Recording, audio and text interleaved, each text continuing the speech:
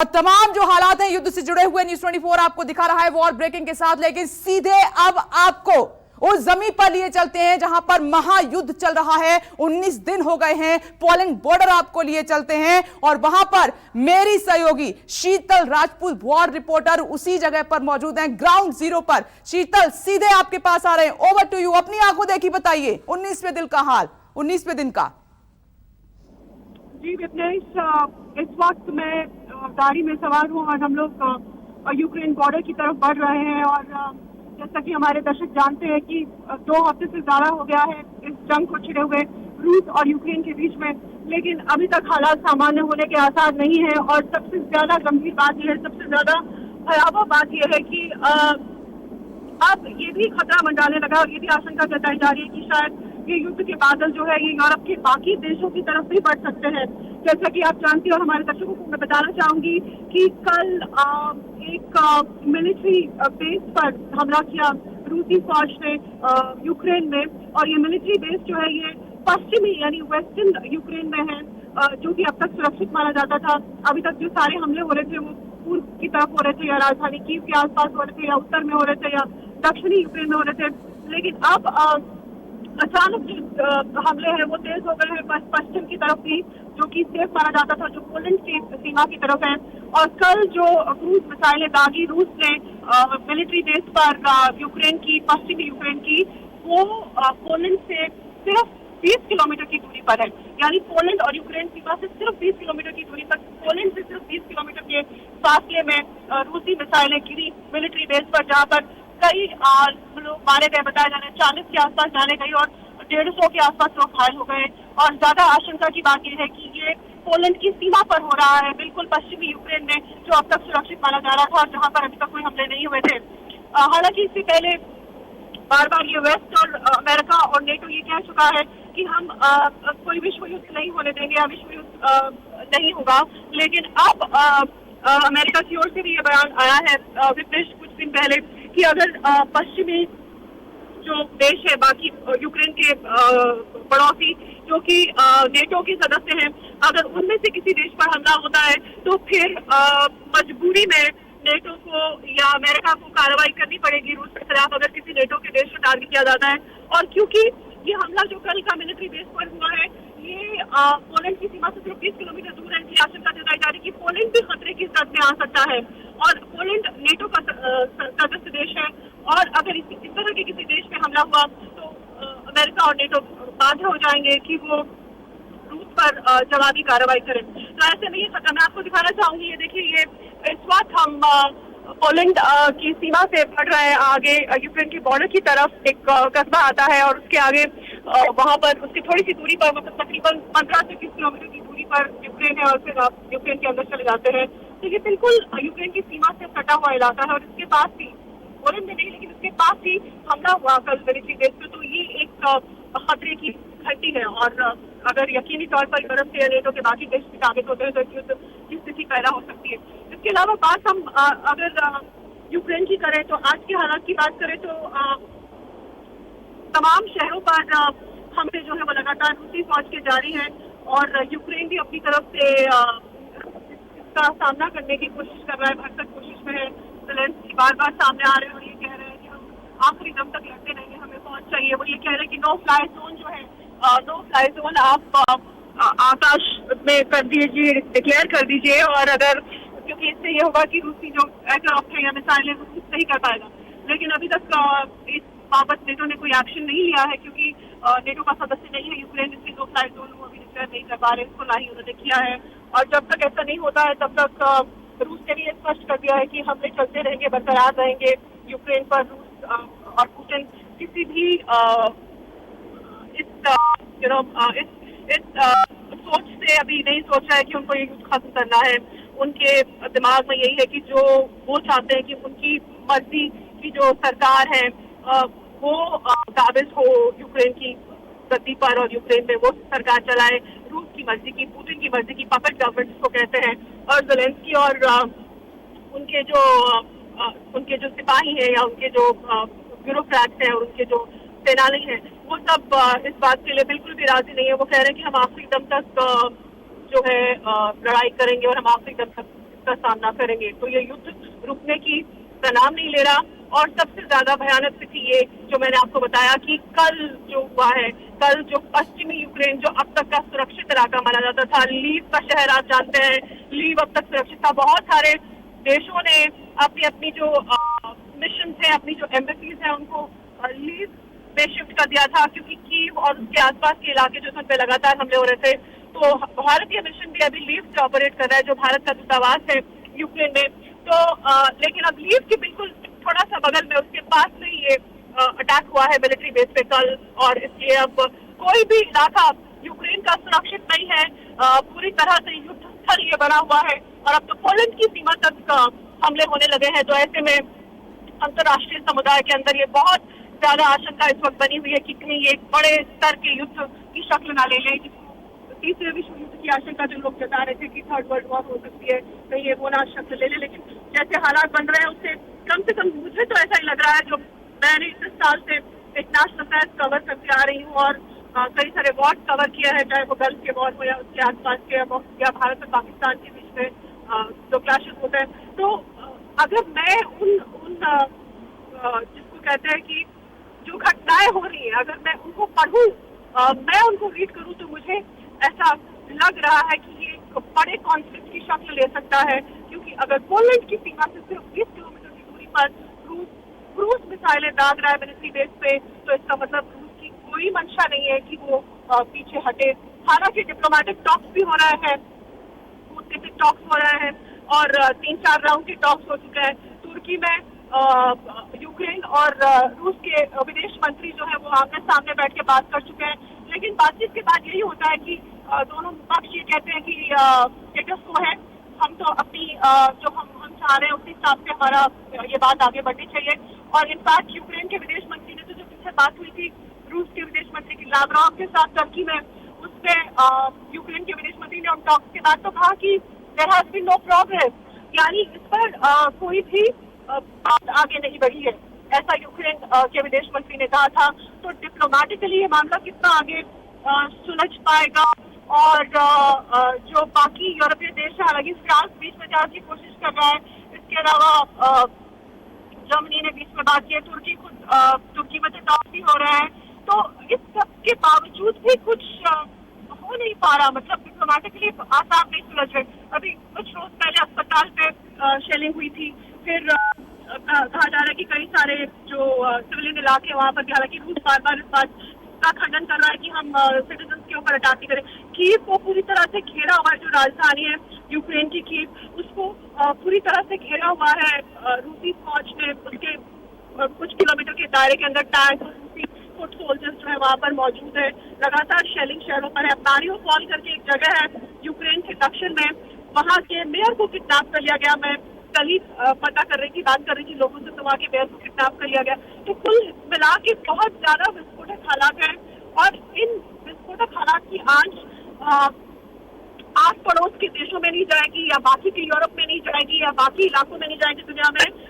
ये थोड़ा सा मुश्किल लग रहा है, और सचमुच जो आशंका दुनिया की तीसरे विश्व युद्ध की है, वो आशंका और मजबूत होती जा रही है ये हाल फिलहाल की गतिविधियों से। और मैं ये कहना चाहूंगी कि जो जिसको अंग्रेजी में कहते हैं last nail in the coffin, वो अगर किसी नेटो देश में गलती से कोई मिसाइल भटक के इधर से उधर चली गई, तो आप समझिए विपनेश की ये एक बड़ा कॉन्फ्लिक्ट जो है डेफिनेटली होने जा रहा है। और कल जो पोलैंड से 20 किलोमीटर के दायरे में क्रूज मिसाइलें रूस से दागी है मिलिट्री बेस पर यूक्रेन की, उसके बाद पोलैंड में बहुत ज्यादा इस बात पोलैंड बिल्कुल साथ में लगा। मैं इस वक्त पोलैंड बॉर्डर के रास्ते में हूँ, यूक्रेन के बॉर्डर पर के रास्ते में ही हूँ। तो पोलैंड में लोगों में बहुत ज्यादा आशंका है, क्योंकि बिल्कुल साथ में सटा हुआ यूक्रेन के बहुत अच्छे संबंध नहीं रहे रूस से, और यूक्रेन को लगातार समर्थन कर रहा है वो इस कॉन्फ्लिक्ट के दौरान में। इनफैक्ट जब बाकी देश अपने हवाई जहाज या मिलिट्री असलाह ये सब खुले तौर पर नहीं दे रहे थे, तो पोलैंड ने कहा था कि हम अपने फाइटर्स देंगे। तो इसलिए यहाँ पर लोगों के अंदर बहुत ज्यादा आशंका है, बहुत डर है इसको लेके, और बहुत ज्यादा रिफ्यूजीज जो है जो उधर से आए हैं यूक्रेन से, उसमें मतलब हजारों लाखों की तादाद में वो क्रॉस करके पोलैंड में आए हैं। क्योंकि एक तो यहाँ की सरकार ने उनको पूरे खुले दिल से उनका स्वागत किया है और उनको फैसिलिटेट किया है। और दूसरा बिल्कुल साथ में लगता है और बॉर्डर बिल्कुल पास में है, एकदम साथ में सटा हुआ है। जैसे आप मानिए भारत और पाकिस्तान की सीमा अमृतसर में जैसे हम जाते हैं वाघा को क्रॉस करते हैं, कई बार मैंने वहां से कवरेज किया है कि हम अमृतसर से जाके वाघा को बॉर्डर क्रॉस करके पाकिस्तान में चले जाते हैं, बिल्कुल वही स्थिति यहाँ पर पोलैंड में, एकदम सटा हुआ बॉर्डर है, आप क्रॉस करके बाहर जा सकते हैं। तो क्योंकि ये बिल्कुल साथ में सटा है, इसलिए ज्यादा लोग यहाँ पर आ रहे हैं, ज्यादा रिफ्यूजी यहाँ पर आ रहे हैं। यहाँ की सरकार उनको फैसिलिटेट भी कर रही है, उनको एकोमोडेट भी कर रही है, लेकिन खुद यहाँ पे क्राइसिस की स्थिति हो गई है, दाम इतने ज्यादा बढ़ गए पेट्रोल। अब देखिए मैं ये गाड़ी लेके जा रही हूँ बॉर्डर की तरफ, खरीद रही हूँ बॉर्डर के, और आमतौर पर जितने में यहाँ पे गैस मिलती है उससे दोगुने दाम पर गाड़ी को फ्यूल भराना पड़ा। तो मतलब ऐसे संकट की स्थिति है। और दूसरी तरफ रूस के हालात भी तो बहुत अच्छे नहीं है। रूस के ऊपर आर्थिक पाबंदी पूरी दुनिया ने लगा दी है। अमेरिका ने सारे अकाउंट सीज कर दिए हैं, से हटा दिया है। उनके जो ओलिगार्क्स हैं, जो करोड़पति अमीर बिजनेस समुदाय हैं, जिनके विदेशों में अमेरिका में लिंक रहते हैं, कनेक्शन रहते हैं, बिजनेस रहते हैं, वो सब बंद कर दिया है। तो कुल मिला के रूस चारों तरफ से घिरा हुआ है, यूक्रेन, और वो अपनी जिद या पुतिन की जो मर्जी है, पुतिन ने कहा है कि वो एक यूनाइटेड यूएसएसआर, सोवियत यूनियन जो पहले था, वो उनका खाद है, उससे पीछे से वो हटेंगे नहीं। तो उन्होंने जो ठान रखा है, उनकी जो जिद है, और यूक्रेन जेलेंस्की पीछे हटने को तैयार नहीं, क्योंकि जेलेंस्की और यूक्रेन को भी पूरा समर्थन वेस्ट की तरफ से, सब तरफ से, और उन्होंने एक अपनी स्पिरिट भी दिखाई है अपने लोगों के सामने। कहा जाता है कि वो भी यहीं पर है, पोलैंड में छिपे हुए हैं। तो मतलब ये जंग जल्द खत्म होने की, ये कॉन्फ्लिक्ट जल्द सॉल्व हो जाएगा, उसके आसार नहीं दिखाई दे रहे। और ज्यादा डर की बात यह है, आशंका की बात यह है कि अब यूक्रेन का वो इलाका जो कि अब तक सुरक्षित माना जाता था, वेस्टर्न यूक्रेन, वो भी अब हमलों की जब्त में है। मैं कल एक महिला को सुन रही थी, बात कर रही थी, जो वेस्टर्न यूक्रेन की लीव की रहने वाली है, और वो कह रही थी कि लीव अभी तक सुरक्षित माना जाता था, लेकिन कब तक सुरक्षित रहेगा पता नहीं। हमने यहाँ पर भी बंदोबस्त बना रखे हैं, हमसे 5-10 किलोमीटर की दूरी पर मिसाइलें उसकी ओर से दागी जा रही है। तो पूरा का पूरा यूक्रेन इस वक्त हमले की तत्पर है, जबरदस्त विस्फोटक स्थिति है। और सबसे ज्यादा चिंता की बात है कि पड़ोसी देशों में अगर ये फैला तो फिर तीसरे विश्व युद्ध होने से कोई इसको रोक नहीं सकता है देश। और दूसरी तरफ हम अपने एशिया में देखें तो वहाँ पे साउथ ईस्ट एशिया में ताइवान को लेकर लगातार चाइना एकदम ऐसे तेवर इख्तियार किए हुए है कि वो कभी भी हमला कर लेगा। ताइवान कई बार इसकी आशंका जता चुका है। पिछले 1-1.5 महीने में कई बार चीनी जो फाइटर्स हैं उन्होंने ताइवान की एयर स्पेस को वायलेट किया है, ऐसा ताइवान की राष्ट्रपति ने खुद कहा है, उसके सबूत दिए हैं। तो एक तरफ चीन वहाँ पर हालात खराब करने की जुगत में है, दूसरी तरफ यहाँ यूक्रेन में तो संकट की घड़ी है ही है। चारों तरफ से राजधानी कभी भी कैप्चर हो सकती है कीव। और अब पोलैंड की सीमा से कुछ ही किलोमीटर की दूरी पर मिसाइलें गिराना, उससे बाकी देश भी संकट में आ गए हैं। तो मैं तो यही कहूंगी कि ये एक भयानक स्थिति है, भयावह स्थिति है। और अगर अंतर्राष्ट्रीय समुदाय सिर्फ यही ढाढ़स बंधाता रहा यूक्रेन को और ताइवान को या बाकी देशों को कि कुछ नहीं होगा, हम आपके साथ हैं, हम आर्थिक प्रतिबंध लगा रहे हैं, तो मुझे लगता है कि अमेरिका को मीडिएट करना चाहिए, जो बाइडेन को फोन उठाना चाहिए। लगातार कई बार हम अपने शोज पर भी कह चुके हैं, क्लास पे भी, और न्यूज 24 पे हम लगातार इसको कवरेज कर रहे हैं। अभी तक हम वहाँ से पूरे देश दुनिया की स्थिति को मॉनिटर कर रहे थे, अब हम खुद ग्राउंड जीरो पर हैं। यहाँ से हम लगातार अपडेट जो है अपने चैनल पर लोगों को दिखाएंगे। और हम बार बार अपने चैनल पर इस बात का जिक्र करते आए हैं कि अमेरिका को चाहिए, जो बाइडेन को चाहिए कि वो फोन उठाए, सीधा बात करें पुतिन से, या जो लोग इफेक्टिव है, जिनकी बात का कुछ असर नहीं संभव है रूस पर, उनको अंतर्राष्ट्रीय स्तर पर बैठकर बात करनी चाहिए। नहीं तो इस कॉन्फ्लिक्ट को विश्व युद्ध में तब्दील होने से कोई नहीं रोक पाएगा। विपनेश, यही स्थिति है। और जो मानवीय क्राइसिस है, जो ह्यूमैनिटेरियन क्राइसिस है, वो तो आप समझ ही सकते हैं कि उसकी क्या स्थिति है। हम देख ही रहे हैं कितने रिफ्यूजीज, मतलब लाखों की तादाद में रिफ्यूजीज जो है वो पोलैंड में, रोमानिया में और यूक्रेन के अलग अलग इलाकों में है। यूक्रेन के अंदर क्या स्थिति है, बिजली पानी सब कुछ कम है, बहुत ही विकट स्थिति है, बहुत ही बड़ी संकट की घड़ी है। और ऐसे में संयुक्त राष्ट्र, यूनाइटेड नेशन, हम सब लोग कहते हैं कि यूनाइटेड नेशन किसी जमाने में इफेक्टिव हुआ करता था, लेकिन अब उसकी बात नहीं है। मतलब कुछ वो फैसला नहीं कर पाते, उनका कोई से नहीं है, कुछ चलती नहीं है उनकी दुनिया में। तो यही समय है कि यूनाइटेड नेशन को थोड़ा सबकी मजबूती दी जाए। जो सदस्य देश है यूनाइटेड नेशन के, संयुक्त राष्ट्र के, वो कुछ करें इस दिशा में, क्योंकि अगर अभी नहीं रोका गया तो ये बहुत बड़ा, कोविड से वैसे ही पूरी दुनिया पहले ही अभी तक नहीं उभर पाई है। इस बात अभी भी ये कहा जा रहा था कि मैं कल जब एयरपोर्ट पर थी तो यहाँ पर लोग आशंकित थे, इतने सारे रेफ्यूजीज आ रहे हैं और यहाँ पर एडवाइजरी है कि कोविड के हालात जो है वो और फिर से एक बार खराब हो सकते हैं, क्योंकि बहुत सारा रेफ्यूजीज का इन्फ्लक्स है चारों तरफ से, यूक्रेन से चारों दिशा में, यूरोप जो कि उनके आसपास के पड़ोसी है। तो ये एडवाइजरी है यहाँ पर कि कोविड जो है वो सिचुएशन फिर से खराब हो सकती है, दोबारा से ये महामारी जो है फैल सकती है। और चीन में मैं अभी देख रही थी कि चीन में फिर कोविड ने, हालांकि इसकी जड़ ही चीन है, लेकिन कोविड के कई सारे नए केसेस चीन में भी देखे गए हैं। तो ये बहुत ही विकट संकट की स्थिति पूरी दुनिया के लिए, एक तरफ कोविड की महामारी, दूसरी तरफ वर्ल्ड वॉर की कगार पर खड़े देश, और तीसरी तरफ कोई भी पक्ष सुनने को तैयार नहीं। कुछ अगर सकारात्मक तरीके से सोचा जाए तो मुझे लगता है कि संयुक्त राष्ट्र और जो बाकी बड़े देश हैं, डेवलप्ड कंट्रीज हैं, वो बैठकर कुछ अकलमंदी दिखाएं, कुछ सोच दिखाएं, सोचें, और शायद फिर इस कॉन्फ्लिक्ट से दुनिया निकल पाए, नहीं तो ये बहुत ही विकट स्थिति है। Back to studio, back to Nirdesh. बिल्कुल शीतल, आप सही कह रही हैं। ग्राउंड जीरो पर वॉर जोन से है न्यूज 24 वहां पर मौजूद है और कई वॉर शीतल कवर कर चुकी हैं। उनकी जुबानी आपने देखा है, सूरत हाल उन्होंने बताया है, लेकिन 19वें दिन वो वहां पर मौजूद हैं, पोलैंड बॉर्डर से निकलकर तेजी के साथ यूक्रेन बॉर्डर की तरफ बढ़ते हुए। अब शीतल, मेरा सवाल आपसे ये है, क्योंकि जब आप स्टूडियो में थी, हम और आप बात कर रहे थे जंग को लेकर, अब तो आप वहां पर हैं जहां पर लड़ाई छिड़ी हुई है, युद्ध हो रहा है। जब आप वहां पहुंची तो आपने क्या महसूस किया? क्योंकि लोग डरे हुए हैं, दुनिया डरी हुई है जंग को लेकर। बिल्कुल विदेश, लोगों के चेहरों पे डर जो है वो साफ पढ़ा जा सकता है। हालांकि लोग अपनी रोजमर्रा की जिंदगी जो है उसे जीने की कोशिश कर रहे हैं, क्योंकि चाहे कुछ भी स्थिति हो, आपको अपनी दिनचर्या तो करनी है, आपको जीना तो है ही, आपको कोशिश तो करनी है आखिरी पल तक जीने की। You can not give up, आप छोड़ नहीं सकते हैं।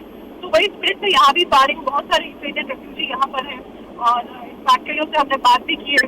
तो वो दुखी है, परेशान है, वो ये सोच रहे हैं कि पता नहीं अपने मुल्क, अपने देश, अपने घरों में वापस कब जा पाएंगे। लेकिन हाँ, वो ये कह रहे हैं कि हम आखिरी दम तक लड़ेंगे और जब तक हम जिंदा है तब तक हम जीने की कवायद और जीने की जद्दोजहद जो है उसे जारी रखेंगे, बरकरार रखेंगे। हालात बहुत खराब है, इससे ज्यादा बिगड़ सकते हैं, किसी को सुधार की उम्मीद फिलहाल दिखाई नहीं दे रही है यहाँ पर। सानियत तक की मैं अगर बात करूँ, इंसान अभी तो पोलैंड में भी आशंका आ गई है कि कहीं रूस कहीं उन पर हमला ना करते या बगल के यूरोप के देशों में हमला ना करते, क्योंकि अगर मिसाइलें बिल्कुल 15 किलोमीटर अगर पोलैंड के बॉर्डर से गिरे हैं, क्रूज मिसाइल है वो भी, और एक मिलिट्री बेस को तबाह किया है, तो ये आशंका यूरोप के बाकी देशों पर भी हो जाती है। और पुतिन के तेवर से लगता नहीं, उनकी बातों से, उनके बयानों से लगता नहीं कि वो पीछे हटने के लिए तैयार है। वो कहते हैं कि आप वो सोवियत यूनियन के हिस्से कम में नहीं मानेंगे। और हमने कुछ दिन पहले जो बाइडेन को सुना था, उन्होंने भी पुतिन पर तंज कसा था और कहा था कि मैं जानता हूँ कि पुतिन ये चाहते हैं कि वो वापस सोवियत यूनियन को जोड़ना चाहते हैं, लेकिन उनका ये सपना कभी साकार नहीं होगा। तो आप सोचिए, ये तो माइंडसेट है इन दो सुपर पावर्स के नेताओं की। एक तरफ पुतिन अपनी जिद से पीछे हटने को तैयार नहीं, दूसरी तरफ अमेरिका कहता है कि हमें पता है कि वो क्या चाहते हैं, लेकिन ये उनका सपना साकार होने वाला नहीं है। तो आप सोचिए, ये तो सोच है इन सुपर पावर्स के नेताओं की। तो ऐसे में यूक्रेन जैसे जो छोटे मुल्क है वो तो उनकी तरफ पिसेंगे ही। कोई इस कॉन्फ्लिक्ट को सीरियसली रिजॉल्व करना चाहता है ऐसा लगता नहीं है, और वही आशंका लोगों के चेहरों पर यहाँ दिखती है। ओके शीतल, आप अपनी नजर बनाए रखिएगा, क्योंकि आपकी जुबानी, आपकी आंखों देखी न्यूज 24 हर पल इस वॉर से जुड़ी हुई खबर से दुनिया को अपडेट कराएगा, देश को अपडेट कराएगा, क्योंकि अब न्यूज 24 स्टूडियो से निकलकर वहां पर वॉर जोन में मौजूद है, यूक्रेन बॉर्डर पर मौजूद है हमारी वॉर रिपोर्टर शीतल राजपूत। आपको हर एक छोटी बड़ी अपडेट आपको वॉर से जुड़ी। नमस्कार, मैं हूं मानक गुप्ता। अगर आपको हमारा ये वीडियो पसंद आया हो तो इसे लाइक और शेयर जरूर करें, और हाँ, हमें सब्सक्राइब और फॉलो करना ना भूलें, ताकि आप देश और दुनिया की कोई खबर मिस ना करें। चाहे कोई ब्रेकिंग न्यूज हो या कोरोना वायरस से जुड़ी कोई भी अपडेट, पॉलिटिक्स हो या आपकी जेब से जुड़ी कोई खबर, इलेक्शन की कोई न्यूज हो, कोई कंट्रोवर्सी हो या फिर कोई वायरल वीडियो, सब कुछ मिलेगा न्यूज 24 पर। तो जुड़े रहिए हमारे साथ और देखते रहिए न्यूज 24।